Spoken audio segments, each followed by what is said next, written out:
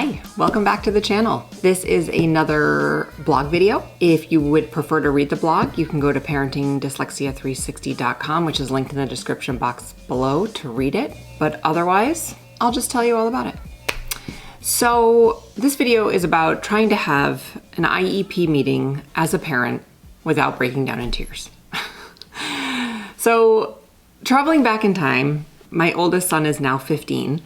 But I remember going to teacher meetings with concerns back when he was in the early grades of elementary school.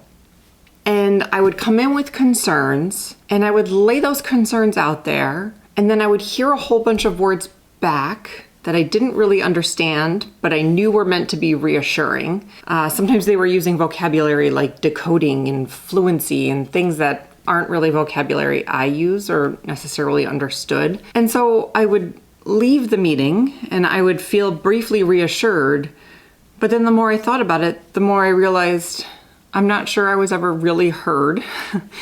And I'm not sure that I actually feel reassured. And this just seemed to keep happening. And it started to wear down on my self-esteem as a parent. It made me not even want to go into meetings because I just felt like they were so ineffective that I couldn't seem to get my point across.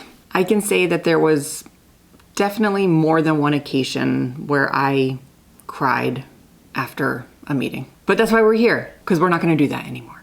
So fast forward 10 years, and it is time to go to my daughter's IEP meeting. And my husband can tell you that starting about 2 to 3 weeks before that meeting, I was a wreck. I didn't sleep well. I was reading all the time.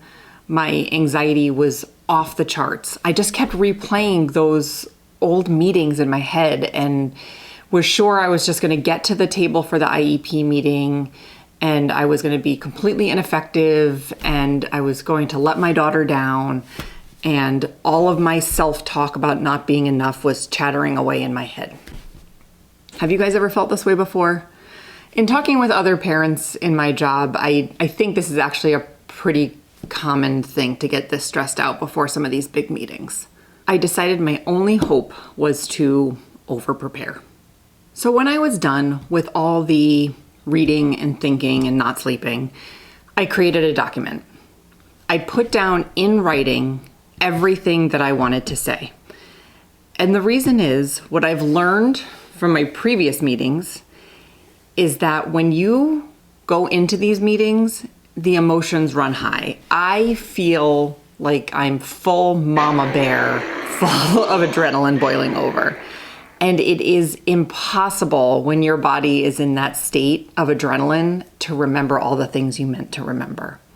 So by creating the document in advance and turning it in to every member attending the meeting, my concerns, questions, things I wanted to say will be in the meeting minutes, no matter what I remember to say during the meeting. So once I'm free from having to remember what it is I want to say, I can put 100% of my attention and focus into listening. I always go with paper and pen. I frequently will take notes, but I want to hear everything. So I really put my energy into listening. It frees me up to ask the bajillion questions that I'm going to need to ask.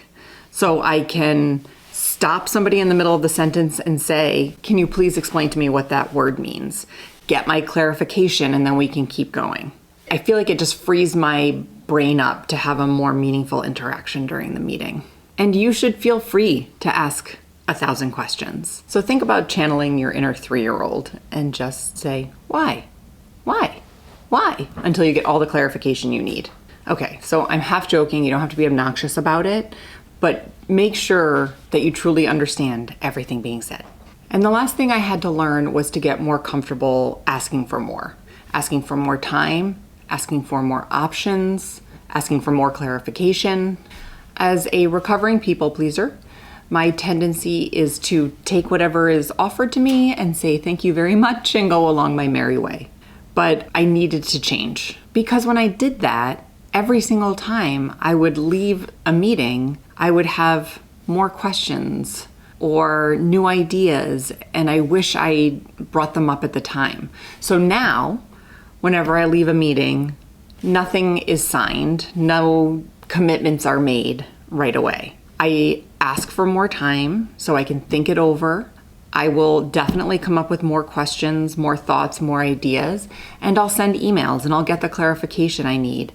And I will have a 100% full understanding of everything that happened in the meeting, anything that happened in an evaluation, and what the plan moving forward is before I sign any documents. So the takeaways from this blog that I hope you learned is 1, nobody can think clearly when they're in mama bear mode. So write down everything in advance. 2, your number one job at the meeting is to listen as carefully as you can and ask a million questions.